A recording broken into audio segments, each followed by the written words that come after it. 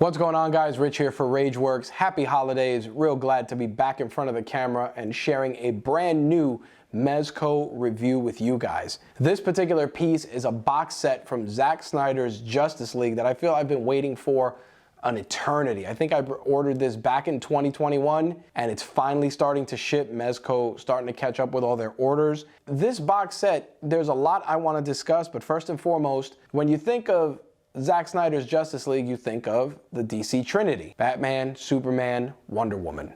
This box set, of course, lacks one of them, that being Wonder Woman, who has been replaced by Ezra Miller's Flash. Now, why they did that, don't know. Maybe they didn't have rights for Wonder Woman or something else, or maybe she's going to be part of a second box set, but either way, Batman, Superman, and the Flash are part of this very, very cool set that comes in a collector's tin and is loaded with accessories. I want to give some thoughts on each of the figures and some of the accessories as well that really make this a great set if you're a fan of the Snyderverse. I'll start with the Flash. Ezra Miller's Flash comes with two head sculpts, neither of which are unmasked, which is strange. Probably because they didn't pay for Ezra's likeness rights or because everyone hates him, who knows. Either way, two head sculpts, plenty of very cool lightning effects to simulate Flash running poses.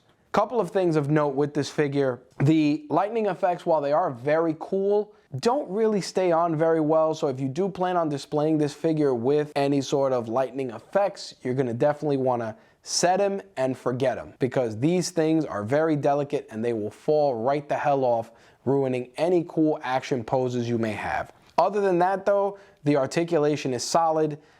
He does not have a cloth costume versus his counterparts here who do have cloth costumes, and we'll get into that in a second. But you're not getting the Flash costume that you saw in the newer film. You are getting the Justice League style suit, which again, very cool, but I would have thought they would have given an Ezra Miller head and just added a little bit more in terms of just lightning effects. Because while the blue ones are cool, I felt like they could have been positioned better versus, like, I'll use an example. Mafex did a very good Flash and Reverse Flash that actually had like little pegs in the lightning that you could insert for really cool lightning effects, and I thought that's what we would have had with Ezra Miller's Flash, but alas, we did not. Overall, a solid figure, but a bit lacking compared to some of the lower offerings we've seen from companies like McFarlane. Now, his costume, unlike Batman's, has a lot more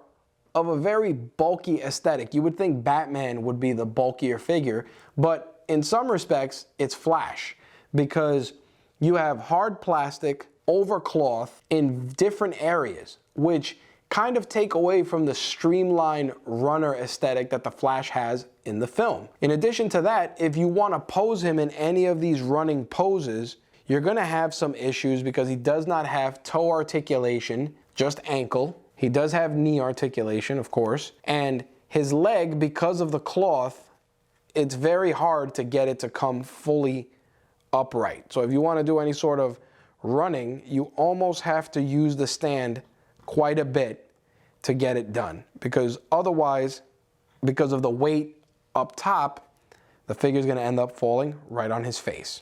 Articulation-wise, all the usual articulation points are there, but you lose a lot of it because of the cloth. Now, in terms of accessories, unlike Batman that has tons of stuff, Flash has his lightning, as I said. You also get an additional set of hands, but very light on accessories for the fastest man alive. Moving on, we got the Man of Steel himself, Henry Cavill's Superman in the black suit. Obviously, a lot of folks have a love-hate relationship with this costume, but I think Mezco did a very awesome job. This actually is a cloth suit, and they did a tremendous and outstanding job capturing Henry Cavill's likeness. The cape has some posability, and you get plenty of different features and accessories that you can use to really customize this particular version of Superman. One of my favorites that they added was the Heat Vision head sculpt, which I think is really cool And if you want to pose him fighting any of the other characters, I think that this head sculpt, they did a really good job with. Now, the only thing I would have probably done is maybe used what Mezco's done before, which is that they included like a battery in one of these heads for lighting up this particular feature. But overall, I thought it was a nice touch. When it comes to Superman, because his cloth is a little bit more flexible, it is also a bit more forgiving in terms of posability. If you want to try and simulate him flying or hovering, you can do it with relative ease. You have the ankle articulation, you have good knee bend here without creating any unnatural creases in the costume. You have some cape flexibility, but not much. Just enough to, it looks natural, the cape falls right, and you can do great action poses. In terms of additional hands, you have flying pose, closed fist, and grabbing hands. And now the star of the show, The Dark Knight, Ben Affleck's Batman. Probably my favorite figure out of this line. Overall, just an outstanding sculpt. The cloth suit, they did a really good job with. Unlike the Superman costume, Batman's costume has a little bit more of a rubberized texture, still cloth, but they really did a great job of making it feel more tactical, much like his suit was in the film. Again, tons of accessories. He has a firing grappling gun, different batarangs, a couple of different head sculpts, including a Batfleck head. So, you know, if you want to display him without the cowl, you can. And if you folks have seen my review of the Michael Keaton Batman and my opinions on the cape and the way that it's done, they righted a lot of the wrongs in that previous figure. They did a tremendous job. The only thing that throws it off for me a little bit for some reason is he seems to have like a little reddish area on his chin here. It's probably just the way that the paint was applied. But other than that, outstanding likeness of Ben Affleck as Batman. One of the things when you get these figures from Mezco, especially when they have cloth, is that the cloth tends to sometimes hinder a lot of the potential articulation.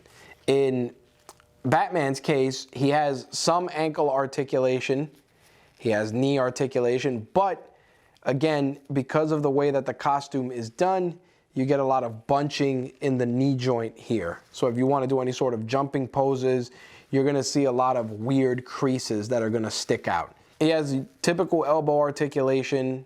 His hands are capable of a few different movements, but again, not too flexible, because while this has material, this is hard plastic. So you lack a little bit of that flexibility. Head articulation, unlike Michael Keaton Batman, Ben Affleck can turn his head.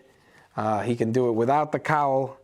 And if we put him with the cowl, you still get articulation. So you can actually do some really good action poses. Again, you're going to get a little bit of the wrinkliness and the weird fabric bends that I talked about here, but overall, one of the more posable figures. He also has some posability in the cape. There's some wiring here that allows for a nice drop-down cape pose that you can do as well. In terms of accessories, Batman definitely has plenty of them. In addition to one grapple gun that I have here, you also get one of the guns that he stole from the Parademons. You're also getting a couple of different hands, closed fists, and you also get some hands holding batarangs. But it gets better. You get some smoke bombs. You get a really cool grappling hook accessory here if you want to simulate Batman shooting the grappling hook out. You get one head with the string attached. You get one smaller string that you get one smaller hook, I should say, excuse me, that can go right inside here. In addition to the batarang hands, you have a loose batarang as well. Yeah, super tiny. And as I said before, smoke bombs. I want to make you aware of this. If you have pets that eat things or small children, do not leave any of this stuff out, because it is very, very, very, very tiny. It's one thing, Mezco gives you a dozen trays to put this stuff away. Easily can be lost. Be aware of that. One other accessory that we got, which just seemed out of place for a few reasons, is the mother box. So this mother box comes with the smallest set of batteries ever. And if you're not careful, you can lose them very easily. But when you put the batteries in, the mother box lights up. Mezco's done things that light up before that they just are outstanding. This mother box, if you look at it, you could really see like the light bulb right inside. Like, it's cool at a glance, but I feel it could have been executed better. My other issue is you include the mother box, but you don't include the guy that was responsible for stopping the mother box, which was Cyborg. This is an accessory that kind of would be more at home with Cyborg versus Batman, Superman, and Flash. Now, of course, you can say, well, it was a plot point in the film and blah, blah, blah. Yeah, it's fine, but it was just an accessory that, as limited in execution or as poorly executed as it was, just had no place here. You could have done a bunch of other accessories. You could have done bullet effects for Superman to acknowledge like ricocheting bullets, something extra, but this mother box, from a display perspective, cool, you got it, but unnecessary. Last but not least, Mezco spared no expense in reminding you that this is Zack Snyder's Justice League. Each figure comes with a base and an arm that will assist in getting the poses and articulation that you want for your figure. So if you want Superman hovering, you can do that with as relative ease as is allowed. Overall, this is the typical Mezco stand that we all know, just has the Justice League branding. I like that they obviously included 3 of them. Even though these figures can stand well on their own, the usage of these articulated arms, it's going to give you a wealth of possibilities in terms of posability. For Flash, if you want to simulate him running, it's going to look better using the articulated arm because, as I said, if you try to pose him alone, given the weight in the torso, he's going to fall forward. Batman, you can do him jumping, leaping, shooting the grappling gun, same thing. The Mezco bases are indispensable, especially for a box set like this where you can do a lot. And the branding is nice. So overall, each of these figures together make up a tremendous box set, but they have their own shortcomings for different reasons. The leader of the pack remains Batman, though. This particular box set is definitely a must-have for fans of Zack Snyder's Justice League. I think Mezco really did a tremendous job. Minus my gripes about Wonder Woman not being included in this set, I think each figure is great if you're a fan of each of these characters.